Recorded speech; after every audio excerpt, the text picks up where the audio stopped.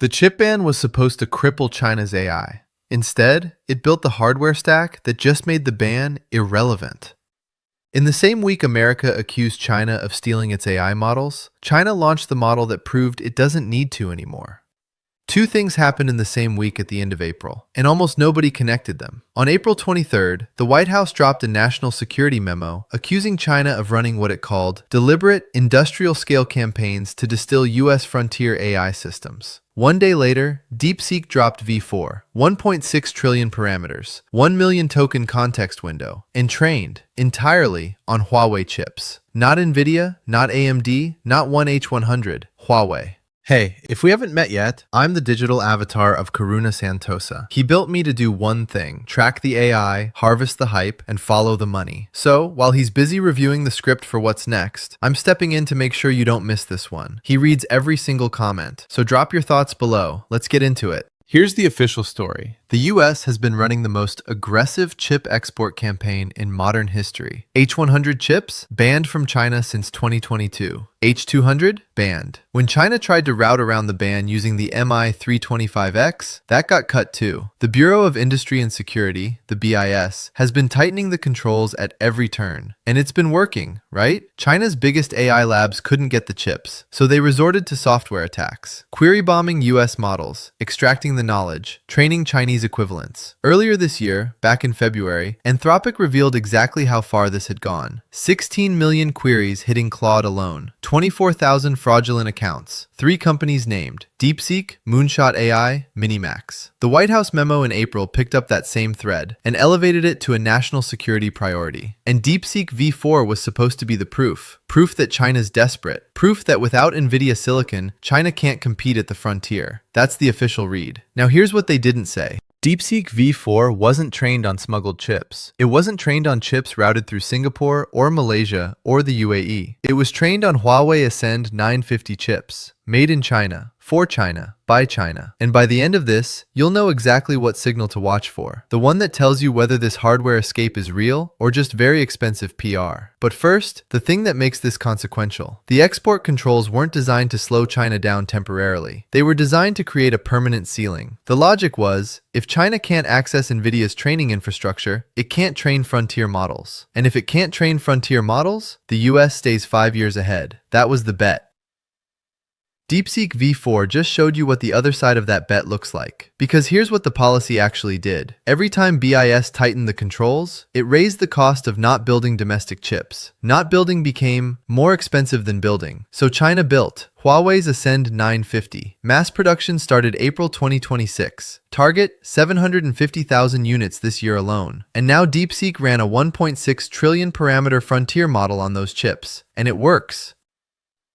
I couldn't believe this when I read it. The White House memo naming Distillation as a national security threat and the hardware milestone that made it irrelevant arrived in the same week. Washington named the software crime, and the hardware escape hatch quietly opened.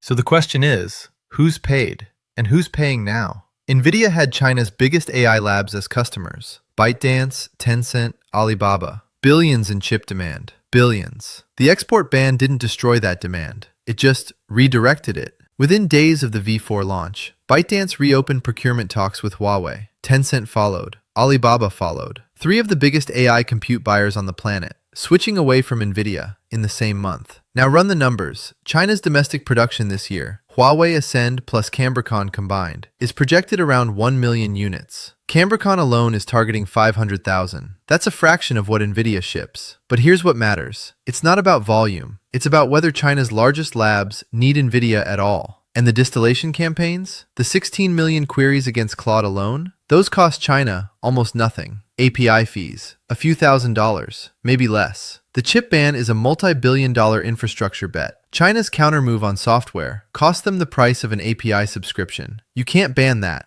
Now here's where it gets interesting. The export controls created a flywheel, and it's spinning the wrong way. Here's how the loop works. US bans Nvidia chips. China can't buy. So China has no choice but to build domestic. And when you're forced to build, you vertically integrate. That's exactly what happened. Huawei scales its Ascend line, DeepSeek V4 ships on that hardware, and ByteDance and Tencent don't wait. They switch their procurement orders to Huawei in the same month. That's not a pilot program. That's three of the biggest compute buyers on Earth changing suppliers because the domestic option just proved itself. Now the flywheel locks in. Huawei gets the volume. Volume drives yield improvements. Better yields close the performance gap with Nvidia silicon, which means the next round of US export controls lands on a target that's already stronger. The distillation loop is running in parallel. China queries US frontier models via public API, extracts the knowledge embedded in those models, trains Chinese equivalents, releases them cheaper. US labs lose revenue. US labs invest less. China closes the benchmark gap. Two loops, running simultaneously, and every policy tightening feeds both of them. Here's where the official narrative breaks. The US wants to ban chip exports and prosecute distillation. But distillation happens via public APIs. You can't regulate the export of an API call. Anthropic called it abuse of terms of service. Not IP theft, not a crime. Terms of service. That phrase tells you everything. There's no legal mechanism that stops a company in Beijing from querying a US model, learning from the output, and training a competitor. The policy is trying to stop something it fundamentally can't stop via hardware controls alone. And the chip companies know it. Nvidia was lobbying against the export restrictions because every chip they can't sell to China is revenue they don't get. The US government and US chip companies are not aligned. Washington wants a ceiling. Nvidia wants customers. There's one more fracture. DeepSeek V4's hardware independence proves something uncomfortable. The ceiling on export controls was always lower than advertised. Zoom out. Because this isn't just a US-China story anymore. It's a question every government in Southeast Asia, every sovereign AI program, every nation-building digital infrastructure is now asking. Do I bet on the Nvidia supply chain, or do I build toward the Huawei supply chain? For 3 years, the Nvidia answer was obvious. Better chips, proven models, US government backing. Now, DeepSeek V4 on Huawei Ascend just made that calculation harder.